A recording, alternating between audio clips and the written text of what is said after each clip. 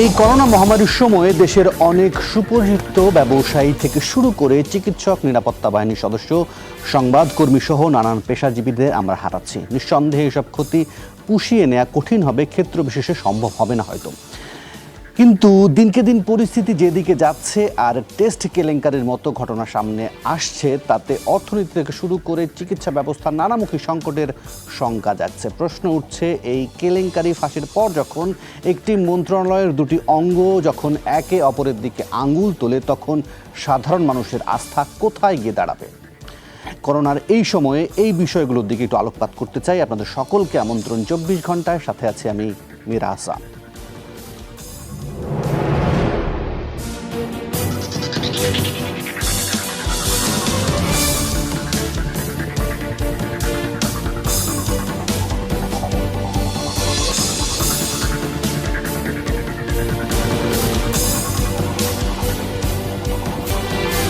এই আলোচনায় একে একে আমার আমন্ত্রিত অতিথিকে যোগ করে নিতে চাই। প্রথমে পরিচয় করিয়ে দিতে চাই অর্থনীতিবিদ ডক্টর আহসান এইচ মনসুরকে। আশা করি আপনি আমাকে শুনতে পাচ্ছেন।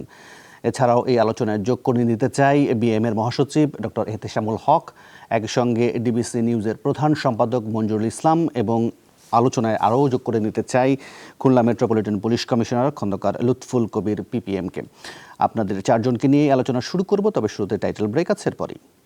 ডক্টর আহসান এইচ মনসুর, আপনাকে দিয়ে আলোচনাটা শুরু করতে চাই। অতি সম্প্রতি আমরা বেশ কয়েকজন ব্যবসায়ীকে হারালাম, শীর্ষ ব্যবসায়ী, যেমন যমুনা গ্রুপের নুরুল ইসলাম, ট্রান্সকম গ্রুপের লতিফুর রহমান, এসআলম গ্রুপের মোর্শেদুল আলম। আসলে এই মানুষগুলো কোনো না কোনোভাবে আমাদের দেশে অর্থনীতির সাথে বলেন বা বেসরকারি কর্মসংস্থান তৈরি করার ক্ষেত্রে এক ধরনের অবদান রাখছিলেন। এছাড়াও বলেন নিরাপত্তা বাহিনী বলেন, চিকিৎসক বলেন, গণমাধ্যম কর্মী বলেন, তারা আক্রান্ত হচ্ছেন, এসব পেশাজীবীরা মৃত্যুবরণ করছেন।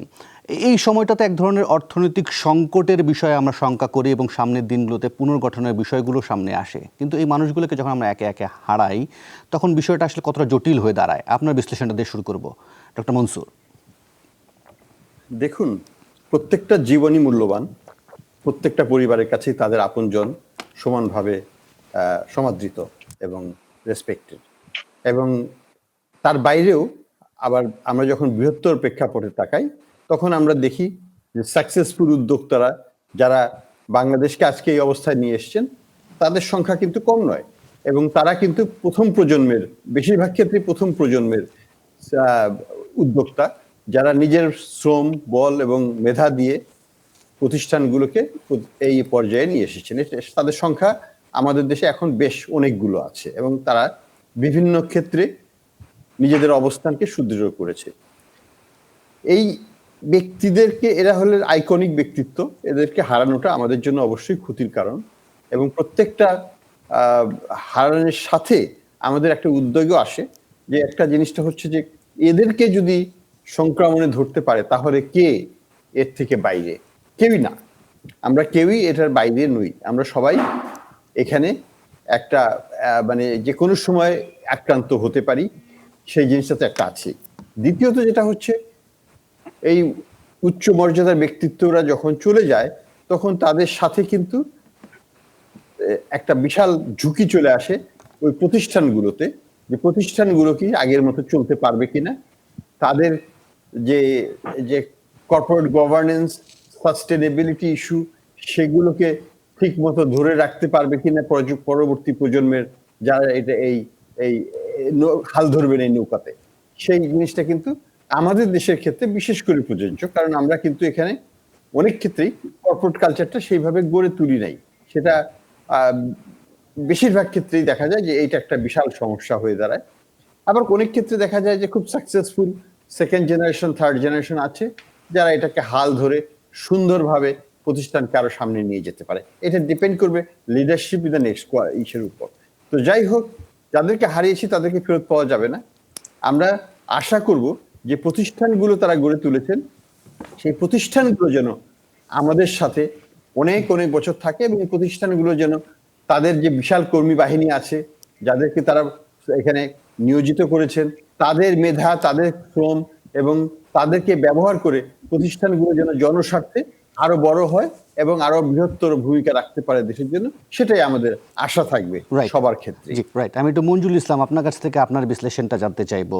এই যেটা বলছিলেন ডক্টর মনসুর, যে প্রথম প্রজন্মের উদ্যোক্তারা যারা একটা বড় ভূমিকা রেখেছিলেন দেশের জন্য, আমরা যদি অর্থনীতি এবং কর্মসংস্থানকে পিন পয়েন্ট করি এবং এই করোনা কালকেও যদি আমরা আলোচনায় প্রাধান্য দেই, সেক্ষেত্রে আমাদের সামনের দিনগুলোতে আসলে কেমনভাবে আমাদেরকে আগাতে হবে, বা এই সংকটটাকে আপনি কীভাবে দেখেন?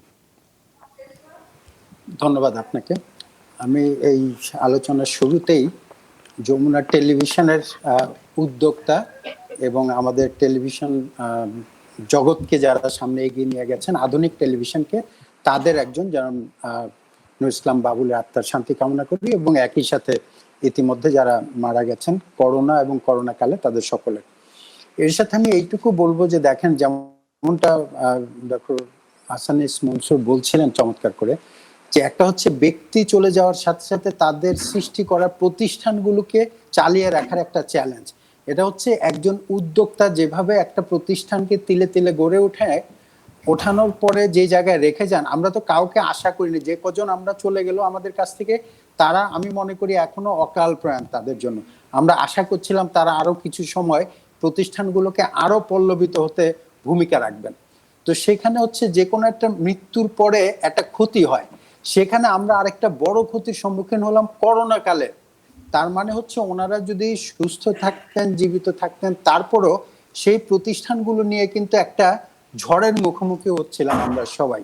আমাদের যে সমস্ত প্রতিষ্ঠানগুলোতে আমরা কাজ করি, করোনার আঘাত পৃথিবীব্যাপী, একেবারে মার্কিন যুক্তরাষ্ট্র থেকে শুরু করে অনুন্নত দেশগুলো, প্রতিটি দেশেই কিন্তু ছবল হেনেছে, আঘাত হেনেছে, ভিত নাড়িয়ে দিয়েছে প্রতিষ্ঠানগুলোর, বিশেষ করে অর্থনৈতিক ক্ষেত্রে। জানাব হাসান মনসুরকে সামনে রেখে আমার অর্থনীতির আলোচনা করাটা এক ধরনের অধ্যত্ত। তারপরে বলি, আসলে তো জীবন বাঁচবে, জীবিকারও দরকার হবে, দুটাই। সে জায়গায় আমি মনে করি যে হ্যাঁ, আমাদের এখন প্রথম প্রশ্ন হচ্ছে যে আমাদের আগে বেঁচে থাকা। যে আলী বাবার প্রধান যিনি বলেছেন যে এই বছরে বেঁচে থাকাই হচ্ছে আপনার ব্যবসার অর্ধেক প্রফিট আপনি ধরে নিতে হবে। তো এই জায়গায় আমরা প্রথমে চেষ্টা করছি বেঁচে থাকবার, কিন্তু বেঁচে থাকার পাশাপাশি আপনি যেমন শুরুতে বললেন সম্মুখ যোদ্ধাদের কথা, সম্মুখ যোদ্ধাদের আবার সংকটটা হচ্ছে অন্যরকম। যে এইরকম একটা মহামারীকে সামনে রেখে মহামারী মোকাবেলার তথ্য উপাত্ত এবং জীবন যুদ্ধকে সামনে মোকাবেলা করে আবার তাদের স্ব প্রতিষ্ঠানগুলোকে যাতে ভবিষ্যতে সাধারণ অবস্থার মতো করে চালিয়ে রাখা যায়, সেই সমস্যাকে, সেই সংকটকে মোকাবেলা করার পরিকল্পনা করা।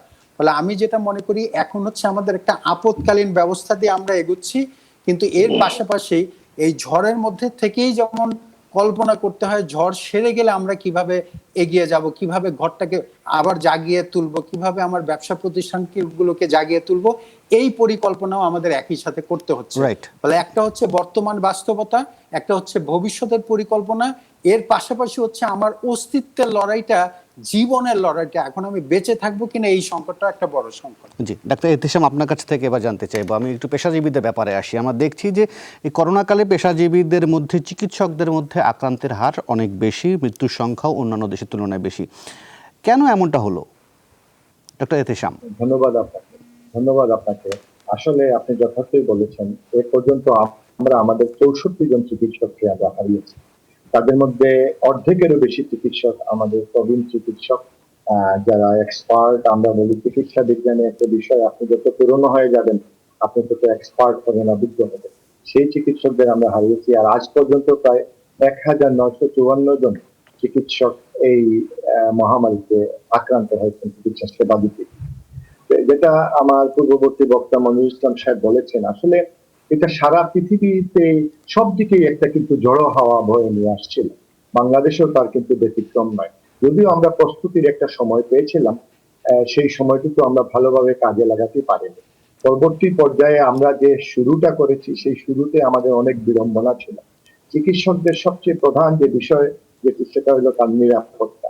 ইতালির একজন নার্স বলেছিলেন যে there is nothing emergency in the pandemic. প্যান্ডেমিকের সময় কোনো কিছু ইমার্জেন্সি নাই, সর্বপ্রথম ইমার্জেন্সি যিনি চিকিৎসা সেবা দিবেন তার সুরক্ষা, এটাই হলো প্রথম ইমার্জেন্সি। কারণ তাকে টিকে থাকতে হবে আরো অসংখ্য রোগীর জন্য।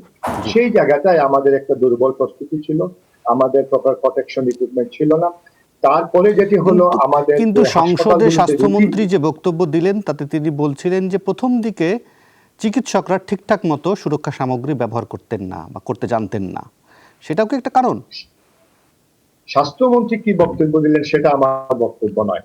আমি আমার মতো করে আমার বক্তব্যটা দিব। তার বক্তব্য তিনি দিয়েছেন, সেটার পক্ষে তিনি যুক্তি কিন্তু আপনি একটি উপস্থাপন করেন। আপনি একটি মহাসচিব একটি সংগঠনের, আপনি তো নিশ্চয়ই স্বাস্থ্যমন্ত্রীর বক্তব্যকে আমলে আমি নেবেন। তার বক্তব্য খণ্ডন কিন্তু করতে এখানে তিনি আসিনি। তো আমি সংসদে আমার দাঁড়িয়েই কথা বক্তব্য বলেছেন। দিয়ে যাই। আমার বক্তব্যের মধ্যেই তার বক্তব্যের বিষয়টা চলে আসে। রাইট। প্রথমেই আমরা যথাযথভাবে সুরক্ষা সামগ্রী আমরা পাই। দ্বিতীয় যেটি ব্যবস্থা ছিল, আমাদের যে টেস্টিং ফ্যাসিলিটিস, যেটা সারা পৃথিবী আমাদেরকে শিখিয়ে দিয়েছিল 3 মাস আগেই, যে করোনায় তেমন কোনো চিকিৎসা নাই। করোনার করণীয় যেটি হলো সেটি হলো রোগীকে শনাক্ত করা, তাকে আইসোলেশন করে রাখা। এটাই হইলো করোনার সবচেয়ে বড় শিক্ষা। সেই শিক্ষায়ও আমরা পারদর্শী ছিলাম না। আমার মন্ত্রণালয় সেই ব্যবস্থাও করেননি। 1000 টেস্ট নিয়ে আইডিসিআর তারা বললেন যে আমরা করোনা প্রস্তুতির জন্য প্রস্তুত ছিলাম, সেখানে ওনারা ছিলেন। তারপরে যখন বিষয়টি মহামারী আকারে ধারণ করলো, আমার হাসপাতাল ব্যবস্থাপনা কি হবে, সেখানে চিকিৎসকদের ট্রেনিং কিভাবে দেওয়া হবে, সেগুলো আমরা জানি না। আমাদের ট্রায়াল সিস্টেমটা ইমপ্লিমেন্ট হয় নাই। যখন আমাদের ট্রায়াল সিস্টেমটা ইমপ্লিমেন্ট হলো, যখন আমরা প্রপার পার্সোনাল প্রোটেক্টিভ ইকুইপমেন্টস পেলাম, বছরে কিন্তু আমাদের যা মেসাকার হওয়াটা হয়ে গেল। আমরা পেলাম লেট এপ্রিল থেকে, যখন মাননীয় প্রধানমন্ত্রী বিষয়টিকে ইন্টারফেরেন্স করলো, তারপরে কিন্তু আমাদের আক্রান্তের হার অনেকাংশে কমে গেল এবং আমাদের পার্সোনাল প্রোটেক্টিভ ইকুইপমেন্টস আমরা পেলাম। এখন প্রতিদিন যে আক্রান্তের হারটা আমাদের আছে সেটি অত্যন্ত সহনীয় পর্যায়ে রয়েছে। সুতরাং শুরুতে কি ছিল সেটা আমার প্রস্তুতি যা ছিল, বাস্তবতা আমরা সেটাই বললাম। মাননীয় মন্ত্রী কোন জায়গায় তিনি কি বলবেন সেটা তার। জি, আপনি তার এটা মাননীয় মন্ত্রীর বিষয়ে ভাবছেন। যাই হোক, আমি একটু জনাব খন্দকার লুৎফুল কবিরের কাছে যেতে চাই। লুৎফুল কবির, আমি এখন পর্যন্ত যে তথ্য দেখছি সেখানে বলা হচ্ছে প্রায় 12,780 জনের মতো নিরাপত্তা বাহিনীর সদস্যরা আক্রান্ত হয়েছেন, অর্ধশতাধিক মৃত্যুবরণ করেছেন। সংখ্যাটা একটু অস্বাভাবিক মনে হচ্ছে নাকি? আপনার কাছে কি মনে হয় সংখ্যাটা কি স্বাভাবিক? না, আসলে আপনার এই বিষয়টাকে চিন্তা করতে হবে বৈশ্বিক প্রেক্ষিতে। এটা কোনো লোকালাইজড প্রবলেম না। এবং আমাদের আরেকটা বিষয়ের প্রতি মনোযোগী হতে হবে, সেটা হলো যে এটা হলো একটা প্যান্ডেমিক সিচুয়েশন এবং প্যান্ডেমিক সিচুয়েশনের জন্য প্রয়োজন হলো প্যান্ডেমিক পুলিশিং। এবং প্যান্ডেমিক পুলিশিং এর যে রূপ এবং স্বরূপ, এই দুইটার সাথে সরাসরি কিন্তু এই প্রজন্মের কারোই কোনো পরিচিতি নাই। সেই জন্য আপনার এই প্রেক্ষিত যদি বিবেচনা করেন এবং ন্যাশনাল প্রেক্ষিত যদি বিবেচনা করেন, সংক্রমণের হার এবং সেই তুলনায় মর্টালিটি রেট, আমাদের মর্টালিটি রেট কিন্তু যে কোনো মানদণ্ডে অত্যন্ত ঈর্ষণীয় আমি বলবো। কারণ যেখানে ন্যাশনাল লেভেলে আপনার মর্টালিটি রেট নমুনা পরীক্ষা সাপেক্ষে 1.4, সেখানে কিন্তু আমাদের মর্টালিটি রেট মাত্র 0.4। আর আমাদের যে সংক্রমণের হারটা, এটাও স্বাভাবিক বলেই আমি মনে করি। কারণ হলো যে আপনার যখন প্যান্ডেমিক সিচুয়েশন ক্রিয়েট হয়, তখন আমাদের যে প্যান্ডেমিক পুলিশিং এর রূপ এবং স্বরূপ কি হবে তার একটি আন্দাজ কিন্তু ডিসেম্বরের শেষের দিকেই পুলিশ হেডকোয়ার্টার্স গ্রহণ করতে সচেষ্ট হয়। এবং আমরা আপনার মার্চের শেষের দিকেই কিন্তু একটা প্রাইমারি এসওপি পুলিশ হেডকোয়ার্টার্স থেকে সমগ্র ইউনিটকে দেওয়া হয় এবং এইখানে আপনার হলো যে আমাদের একটা সংক্ষিপ্ত কর্ম পদ্ধতি এবং ব্যবস্থাপনা শৈলী বলে দেওয়া হয়। পরবর্তীতে আমাদের যখন বর্তমান আইজিপি মহোদয় ইন্সপেক্টর জেনারেলের দায়িত্বভার গ্রহণ করেন, উনি একটা অ্যাকমপ্লিসড এসওপি আমাদের তৈরি করে দেন, যেখানে 3টা বিষয়কে একেবারে স্পষ্টীকরণ এবং সর্বশেষ কার্যক্রম কি হবে সেই ব্যাপারে সরাসরি নির্দেশনা দেওয়া হয়। এবং এই নির্দেশনার আলোকে আমরা কাজ করেছি বলেই আপনি দেখেন যে আমাদের মর্টালিটি রেট খুবই কম। এর কারণটা হলো, আমি যেটা মনে করি যে আমাদের দুইটা জিনিসে আমরা প্রিভেন্টিভ মেজার নিয়েছি। এটা কি আপনি সামগ্রিক দেশের মর্টালিটির কথা বলছেন নাকি শুধুমাত্র পুলিশ বাহিনীর? পৃথিবীর অন্যান্য নিরাপত্তা বাহিনীগুলোর ক্ষেত্রে ডেথ রেট বা আক্রান্তের এই সংখ্যাগুলো আমার ঠিকমতো আমাদের জানা নেই। ডাক্তারদেরটা দাও, তা গণমাধ্যমগুলোতে আসছে যে কত কম, অন্যান্য দেশগুলোতে বাংলাদেশে কেন বেশি বা কি কারণে বেশি? আমি নিরাপত্তা বাহিনীর ক্ষেত্রে যদি একটু জানতে চাই, সেক্ষেত্রে অন্যান্য দেশগুলোর তুলনায় কি আমাদের এখানে বেশি নাকি কম? কোনোটাই কিন্তু নিরাপত্তা বাহিনী বেশি। আমি আরো 1 মাস আগে একটা স্ট্যাটিস্টিক দেখেছি, সেখানে মার্কিন যুক্তরাষ্ট্রে 65,000 স্বাস্থ্যকর্মী করোনা সংক্রমিত হয়েছে। 65,000, তো এই সংখ্যাটা কিন্তু কম না। সেই বিবেচনায় আমাদের সংখ্যা এবং আমাদের যে কর্মপদ্ধতি এবং আবাসন, আপনারা জানেন যে আমরা একটা ক্লাস্টার পজিশনে থাকি এবং প্রাথমিক অবস্থা এখন কিন্তু সংক্রমণের হার মানে প্রথম অবস্থার চেয়ে ক্রমান্বয়ে কমতে কমতে একেবারেই সহনীয় মাত্রায় চলে এসেছে। এটার মূল কারণ হলো প্রথম অবস্থায় আমাদের যেই সুরক্ষা সামগ্রী, এই সুরক্ষা সামগ্রীগুলি কিন্তু আপনার অ্যাভেলেবল না থাকার কারণে আমরা সুরক্ষা সামগ্রী যেটা WHO প্রটোকল অনুযায়ী সেটা আমরা নিতে পারি না এই প্রাথমিক অবস্থায়, কিন্তু আমরা কিন্তু বসে থাকি নাই। আমাদের যে প্রাথমিক ব্যবস্থাপনায় আমাদের রেইনকোট এবং অন্যান্য যে সামগ্রীগুলি আমাদের প্রাকৃতিক দুর্যোগ মোকাবেলা কিংবা বৈরী পরিস্থিতি মোকাবেলার জন্য আমাদের কাছে প্রস্তুত ছিল, তাই নিয়ে আমরা নেমেছি। আমাদেরকে কিন্তু সবগুলি কাজই করতে হয়েছে।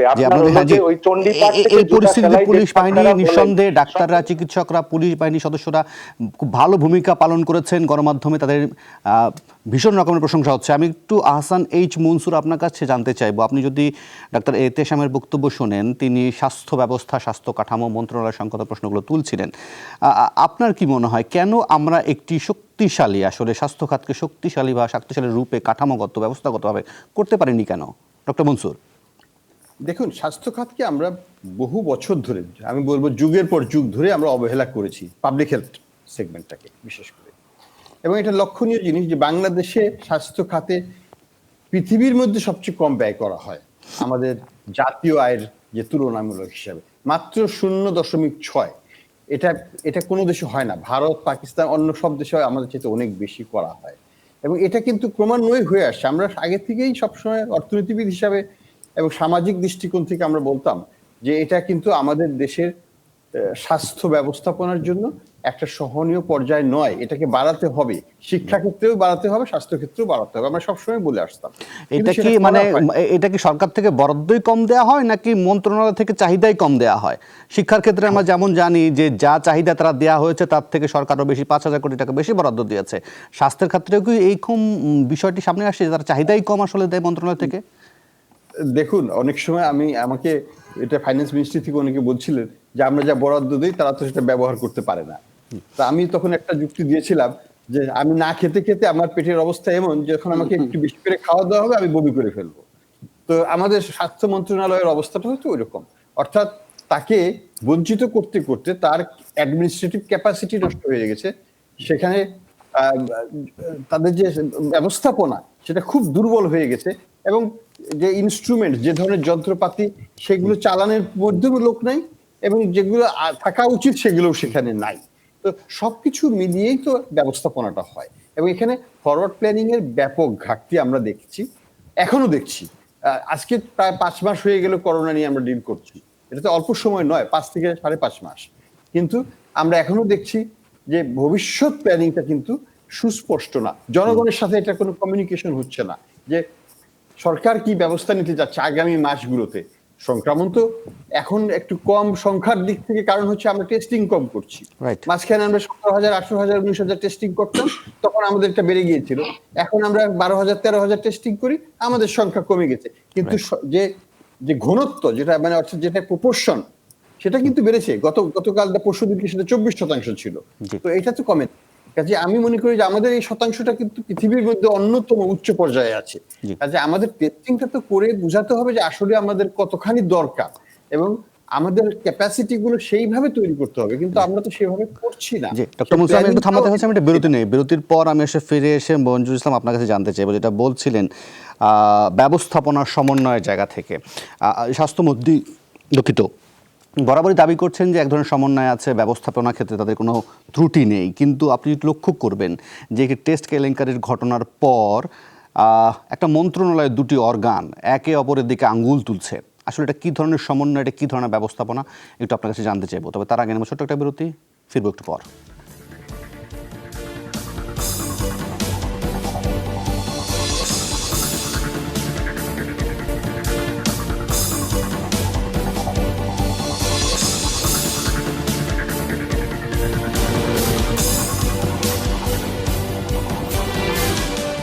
আবার আমন্ত্রণ 24 ঘন্টায় যেতে চাই মঞ্জুরুল ইসলাম আপনার কাছে। মঞ্জুরুল ইসলাম, আমি আপনাকে বিরতির আগে প্রশ্নটা রেখেছিলাম আসলে জেকেজি এবং রিজেন্ট কাণ্ডের পর যে টেস্ট কেলেঙ্কারি ঘটনা প্রকাশিত হবার পর আমরা দেখেছি যে একটি মন্ত্রণালয়, দুটি অর্গান, মন্ত্রণালয় এবং অধিদপ্তর একে অপরের দিকে আসলে অভিযোগের আঙ্গুল তুলছে।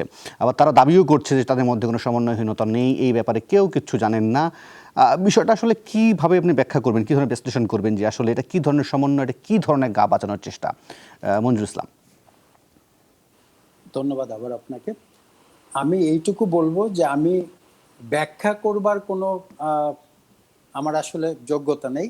আমি খালি তাদের তথ্যগুলো যদি তুলে ধরি, সেটা হচ্ছে যেমন আজকেই মাননীয় স্বাস্থ্যমন্ত্রী বলছেন যে হাসপাতালগুলোর রক্ষণাবেক্ষণ, হাসপাতালগুলোর লাইসেন্স দেয়া, তদারকি করার দায়িত্ব হচ্ছে স্বাস্থ্য অধিদপ্তরের, তাহলে স্বাস্থ্য মন্ত্রণালয়ের না। কিন্তু তাহলে স্বাস্থ্য অধিদপ্তর কার অধীনে? তার স্বাস্থ্য অধিদপ্তর কাজটি ঠিক মতো করছে কিনা তার জবাবদিহিতা কার কাছে? নিশ্চয়ই মাননীয় মন্ত্রীর চেয়ে বড় এক্সিকিউটিভ ওই মন্ত্রণালয়ের কেউ নাই। এটা যদি সত্যি হয় তাহলে তো দুই ধরনের বক্তব্য আমরা আশা করতে পারি না। আমি একেবারেই পরিষ্কার, আপনি 5 মাসের প্রত্যাশার কথা বলছেন। আমরা যদি গত 5 মাসে এই মহামারী চলাকালীন সময়ে অনেকগুলো অগ্রগতি আছে, আমি যদি 2-3টা বলি, আমাদের 1টা থেকে 75টা বেশি পরীক্ষা কেন্দ্র হয়েছে, আমাদের আইসিইউ বেড়েছে, মৃত্যুর হার কমেছে, আসার কথা। কিন্তু শ্রদ্ধা আহসান মনসুর সাহেব যেটা বললেন যে 5 মাসে আমরা তেমন কোনো অগ্রগতি লক্ষ্য করি নাই, বা অনেকেই বলেন এই কথা। আমি কিন্তু বিনীতভাবে বলতে চাই, 5 মাসের প্রত্যাশা তো আমি করি না। গত 49 বছরে কি আমরা স্বাস্থ্য খাতের অগ্রগতি, যেটা সন্তোষজনক অগ্রগতি লক্ষ্য করেছি? আপনি 0.6% বরাদ্দ দিয়েছেন। সেই বরাদ্দর পুরোটা যদি খরচ হতো মানে নিয়মতান্ত্রিক ভাবে, যথাযথভাবে, তাহলেও কিন্তু পরিস্থিতি অন্তত দ্বিগুণের বেশি উন্নতি হতো। আমরা যারা গণমাধ্যমের সাথে জড়িত কয়েক যুগ ধরে, তারা অন্তত এইটা জানি, এবং সাধারণ নাগরিকরা জানে, বাংলাদেশের অনেকগুলো মন্ত্রণালয়ের মধ্যে স্বাস্থ্য খাতের স্বাস্থ্য অধিদপ্তর এমন একটা মন্ত্রণালয় যেখানে দুর্নীতি মানে একেবারে বাসা গেড়ে বসে আছে। আজকে আমাদের টেলিভিশনের রিপোর্ট আছে যে 2জন ঠিকাদারের 30 কোটি টাকা বিদেশে পাচার হয়ে গেছে, ইকুইপমেন্ট কেনার কথা সেগুলো আসে নাই। শত শত কোটি টাকার এই যে অনিয়মের কথা প্রতিনিয়ত গণমাধ্যমে ছাপা হয়েছে, কোনোটার কি কোনো উল্লেখযোগ্য বিচার হতে আমরা দেখেছি? আজকের রিপোর্ট হলো, আপনাদের টেলিভিশন সহ অনেকগুলোতে আমরা লিখেছি 2/3 হাসপাতালের লাইসেন্স নবায়ন করা নাই। তার মানে আপনি চিন্তা করেন, ডাক্তার যিনি থাকেন এখানে, শ্রদ্ধেয় আমাদের ডাক্তার সমিতির যিনি সাধারণ সম্পাদক আছেন, বিএমএর সাধারণ সম্পাদক, তাকে সামনে রেখে বলতে চাই, প্রত্যেকটা চিকিৎসকের যেমন এক ধরনের লাইসেন্স আছে, হাসপাতালের লাইসেন্স থাকবে, এটা তো খুবই স্বাভাবিক প্রত্যাশা। তার মানে আমার ডাক্তার ভুয়া পাই, আমরা হাসপাতাল ভুয়া পাই, আমাদের কিট ভুয়া পাই, আমাদের ঔষধ, লার্জ ফার্মার মতো স্বনামধন্য ঔষধ প্রতিষ্ঠান থেকে দেখা গেল অসংখ্য ভুয়া মেয়াদ উত্তীর্ণ ঔষধ আবিষ্কার করা হয়েছে। আমরা যাব কোথায়?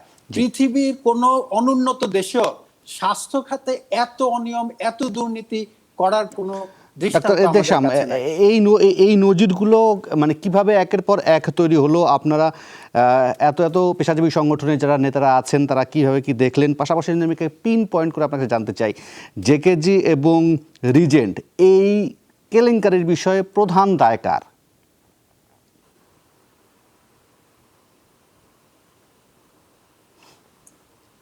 ডাক্তার এতেশাম, একটু আনমিউট করবেন। আমার পূর্ববর্তী যে দুই বক্তা তাদের যে বক্তব্য রেখেছেন, তাদের বক্তব্যের সাথে আমি পুরোপুরি একমত। প্রথমে আমি যেটি বলতে চাই, অত্যন্ত সংক্ষেপে, মন্ত্রণালয়ের দায়িত্বহীনতা, উদাসীনতা এবং অব্যবস্থাপনা, পাশাপাশি স্বাস্থ্য অধিদপ্তরের দায়িত্বহীনতা, উদাসীনতা এবং অব্যবস্থাপনা, এই দুইটার সমন্বয়ে বর্তমানের স্বাস্থ্য ব্যবস্থা, আজকের এই স্বাস্থ্য ব্যবস্থা এই জটিল পর্যায়ে এসে পৌঁছেছে। সব শেষে যেটি সংযুক্ত হয়েছে সেটি হলো আধিপত্যবাদ, দুর্নীতির আধিপত্যবাদ। এইটার একজন আরেকজনকে দোষারোপ করছেন, আরেকজন আরেকজনকে দোষারোপ করছেন।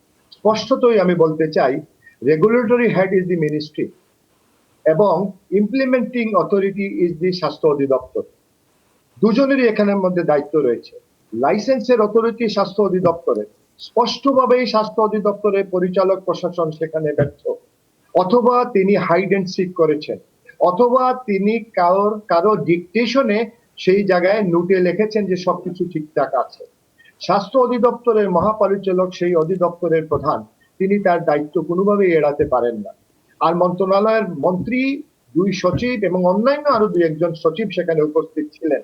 সুতরাং আমার মনে হয় এখানে কারো দায়িত্ব এড়ানোর কোনো সুযোগ নেই। আমাদের এখানে একটি মাত্র সমস্যা, সেটি হলো রেসপন্সিবল এবং অ্যাকাউন্টেবল। এই রেসপন্সিবল এবং অ্যাকাউন্টেবিলিটি না থাকার কারণে আমরা বিগত এত বছর থেকে আজকে এসব প্রায় ধ্বংসপ্রায়, মৃতপ্রায়, নিঃশেষপ্রায় হয়ে যাচ্ছে। সুতরাং আমাদের বাজেট স্বল্প, সেটা সত্য। বাজেট বেশি না হলে স্বাস্থ্য ব্যবস্থা উন্নয়ন হবে না, সেটাও সত্য। আবার বাজেট আমি যেখানে দিলাম সেই ছিদ্র দিয়ে যদি বাজেট বেরিয়ে যায় তাহলে তো আমার কোনো উন্নয়নই হবে না, সেটাও সত্য। সুতরাং আমাদের 3টা জায়গায় এই মলমের প্রয়োজন রয়েছে, 3টা জায়গায় ছিদ্র রয়েছে, সেই ছিদ্র আমাদেরকে খুঁজে বের করতে হবে। Simply one who is responsible, তাকে অ্যাকাউন্টেবল করতে হবে এবং তার শাস্তি নিশ্চিত করতে হবে। জি, ডক্টর আহসান এইচ মনসুর, আপনার কাছে জানতে চাইবো যে নিশ্চয়ই যখন ইটালিতে এই টেস্ট কেলেঙ্কারি বা ভুয়া রিপোর্টের খবরগুলো, অপমানসূচক খবরগুলো সামনে এসেছে, নিশ্চয়ই এখানে যারা উপস্থিত আছেন তারা সবাই হতাশ হয়েছেন এবং হতাশ হয়েছেন আমাদের এই যে খবরগুলো সামনে এসেছে দেখে। সেই জায়গা থেকে আপনার কাছে জানতে চাই আসলে টেস্ট কেলেঙ্কারির যে এই খবরগুলো যখন বহির্বিশ্বে আসলে কী ধরনের আমাদের ভাবমূর্তি তৈরি করবে, আসলে এক প্রবাসী আয়ের উপর আসলে কী ধরনের প্রভাব পড়বে, সেই বিষয়গুলো যদি আপনি ব্যাখ্যা করেন।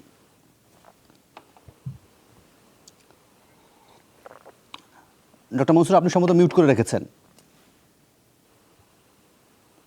বাংলাদেশের যে ইমেজ সংকট যেটা আছে সেটা আগে থেকেই ছিল, কিন্তু এই করোনাকালীন বা আপৎকালীন সময়ে আগে কিন্তু আমরা দেখেছি যে আমরা কিন্তু ক্রাইসিস মোকাবেলাতে আমরা খুব ভালো রেজাল্ট করতে পারতাম এবং বহির্বিশ্বে এটা খুব সুন্দরভাবে এটাকে ইভ্যালুয়েট করা হয়তো পজিটিভলি। কিন্তু আমরা এই ক্ষেত্রে দেখলাম যে খুবই একটা নেগেটিভ একটা ইমেজ আমরা দিচ্ছি বহির্বিশ্বে। 1 নম্বর হচ্ছে যে রোগের সম্প্রসারণ হচ্ছে, আমরা কিন্তু সংক্রমণকে রোধ করতে পারছি না। আমাদের কার্ভটা কোথায় যে পিক করবে এবং কখন ডাউনওয়ার্ড হবে আমরা জানি না, কারণ আমাদের কার্ভ খালি উপরের দিকেই যাচ্ছে, নামার কোনো লক্ষণ এখন পর্যন্ত আমরা দেখি নাই। দ্বিতীয়ত হচ্ছে এই যে কেলেঙ্কারিগুলো হচ্ছে, এই কেলেঙ্কারিগুলোর জন্য আজকে আমরা বাঙালিরা যদি বিদেশে যেতে চাই আমরা যেতে পারবো না। আমরা সিঙ্গাপুর যেতে পারবো না, ব্যাংকক যেতে পারবো না, আমরা আমেরিকা যেতে পারবো না, ইউরোপে যেতে পারবো না। ভারতের থেকে কিন্তু ইউরোপে যাওয়া নিষিদ্ধ নয়।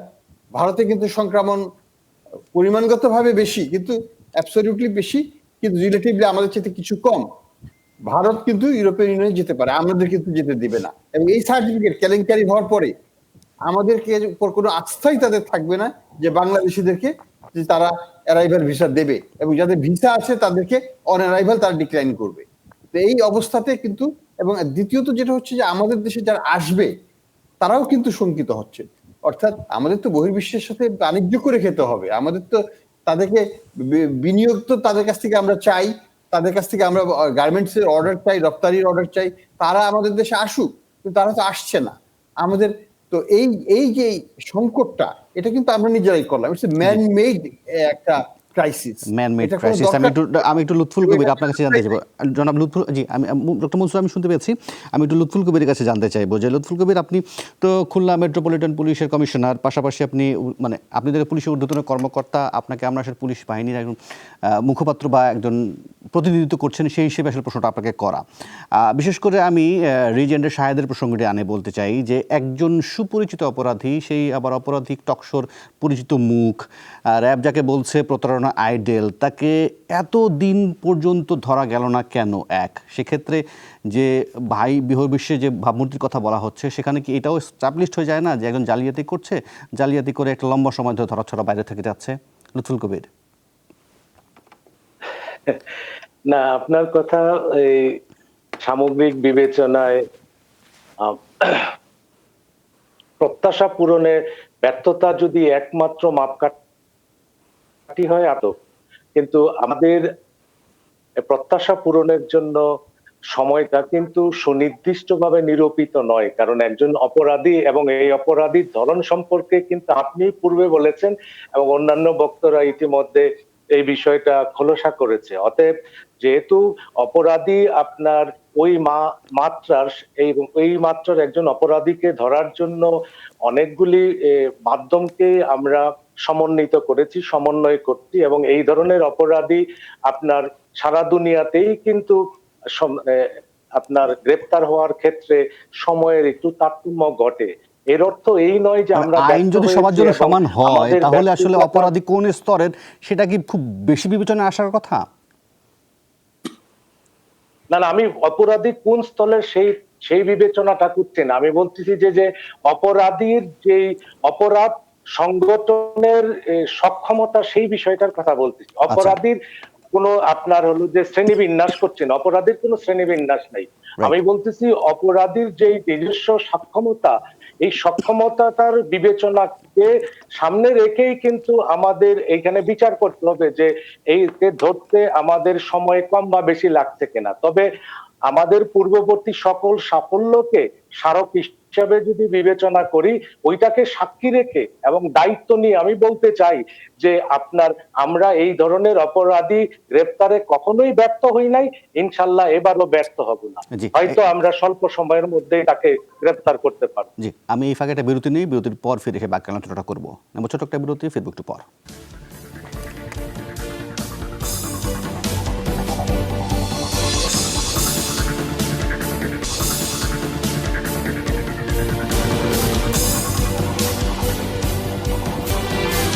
আবার আমন্ত্রণ 24 ঘন্টায়। ডাক্তার ইহতেশাম, আপনার কাছে জানতে চাইবো যে আপনি কি একটু বলবেন যে আপনার কি মনে হয় আসলে রিজেন্ট কাণ্ডে মন্ত্রী, সচিব, ডিজি তারা কেউ কিছু জানতেন না, এখন যেভাবে তারা দাবি করছেন, আসলে কি কেউ কিছু জানতেন না বলে আপনার মনে হয়? এটা আমার কাছে কেন 16 কোটি মানুষের কাছে বিষয়টি অবিশ্বাস্য। তো সুতরাং যদি তারা কেউ কিছু নাই জানে, আরেকটা হায়ার অথরিটি টোটাল জিনিসটা ইনকোয়ারি করুক, ইনকোয়ারি করে বলুক যে এরা কেউ কিছুই জানতো না। একজনকে না একজনকে তো জানতেই হবে। মন্ত্রণালয় একটা চুক্তি করলো, মন্ত্রী মহোদয় থাকলেন, তিনি বললেন তিনি জানেন না। আবার আমার অধিদপ্তর বলল যে উপরের মহলের হয়েছে, এবং ফাইল নোটের মধ্যে লেখা আছে একজন সচিবের নির্দেশে বা পরামর্শে বিষয়টি করা হয়েছে। এই সবগুলোই জনগণকে খুলাসা করা হয়, কারণ sometimes perception is more stronger than reality.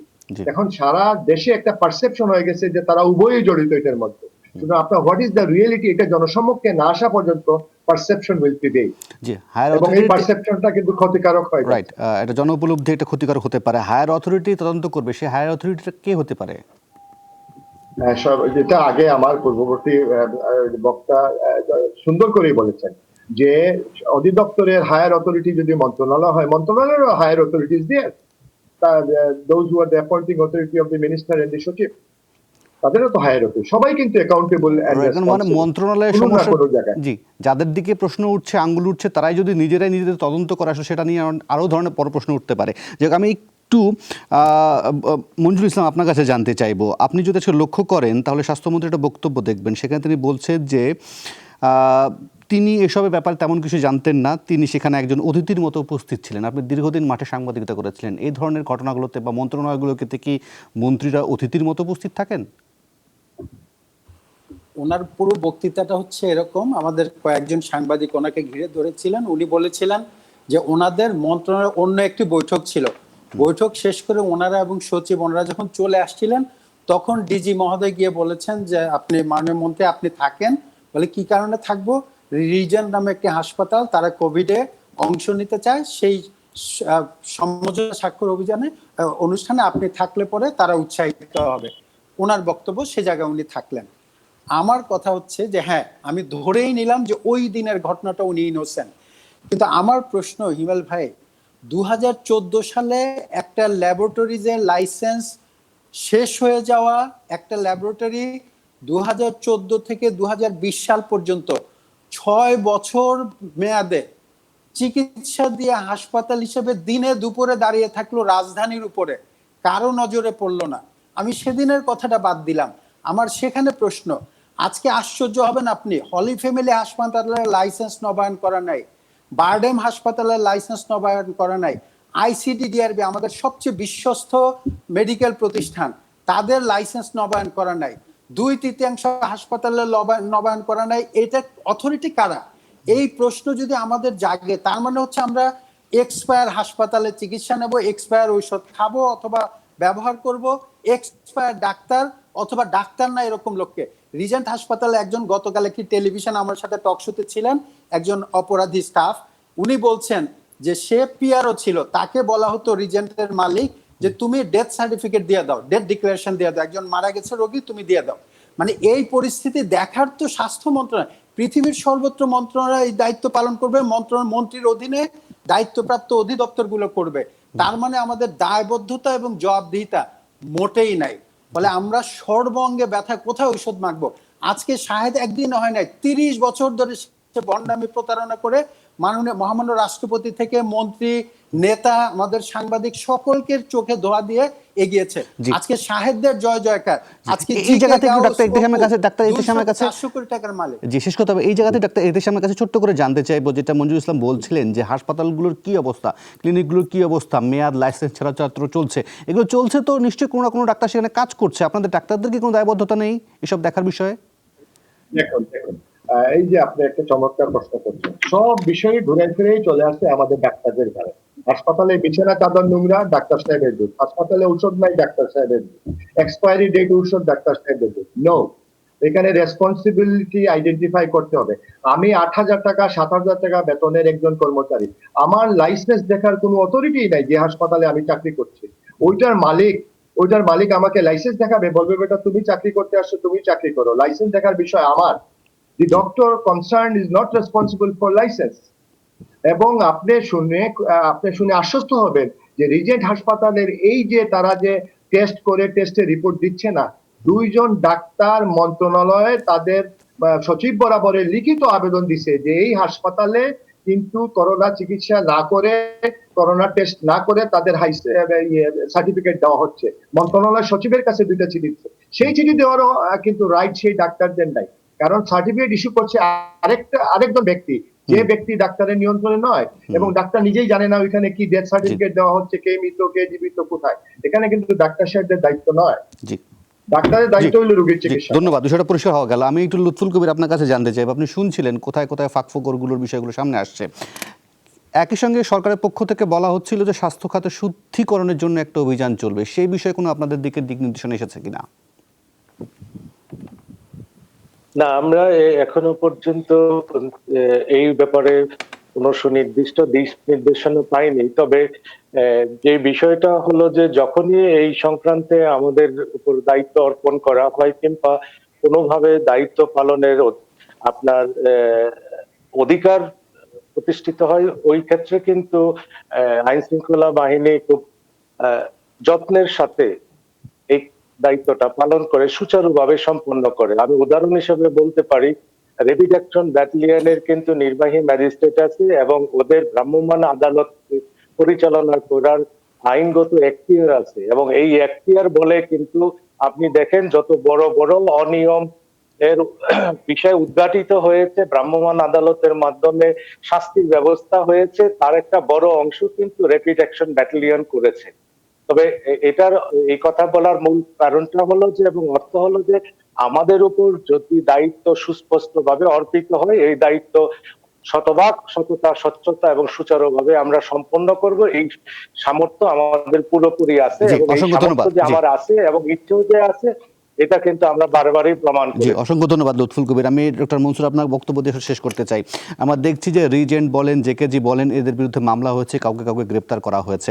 এখন তাদেরকে প্রশ্রয় দিল, সেই বিষয়টা নিয়ে আসলে কোনো ব্যবস্থা দেখেছেন কিনা, আর কেন এই ঘটনার প্রকৃত চিত্র আসলে উঠে আসা জরুরি?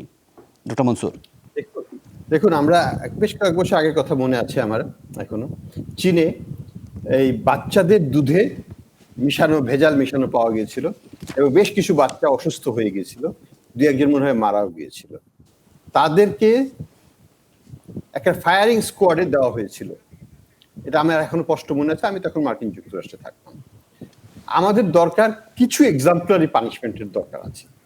আমরা যেভাবে তাদেরকে ট্রিট করি, এটাকে বলা হয় যে স্ল্যাপ ইন দ্য হ্যান্ড, হাতের মধ্যে একটু তিরস্কার সূচক একটু থাপ্পড় দিয়ে দিলাম, এই তুই এটা করিস না। এটা তো এই মনোভাব নিয়ে কিন্তু এই দুর্বৃত্তায়নকে ঠেকানো যাবে না। কারণ দুর্বৃত্তায়নের যে ফসল, সেটা কিন্তু কোটি কোটি নয়, শত শত কোটি টাকা। এটা বিশাল একটা অঙ্কের লোভ। এই লোভ থেকে তাদেরকে বিরত রাখার একটাই উপায় হচ্ছে কঠিন শাস্তির ব্যবস্থা করা, দৃষ্টান্তমূলক শাস্তির ব্যবস্থা করে এগুলোকে থামাতে হবে। অসংখ্য ধন্যবাদ আপনাদের 4 জনকে আপনাদের মূল্যবান সময় মন্তব্যের জন্য। আর এই ছিল আজকে 24 ঘন্টায়। কাল আবারও দেখা হবে। ভালো থাকবেন। শুভরাত্রি।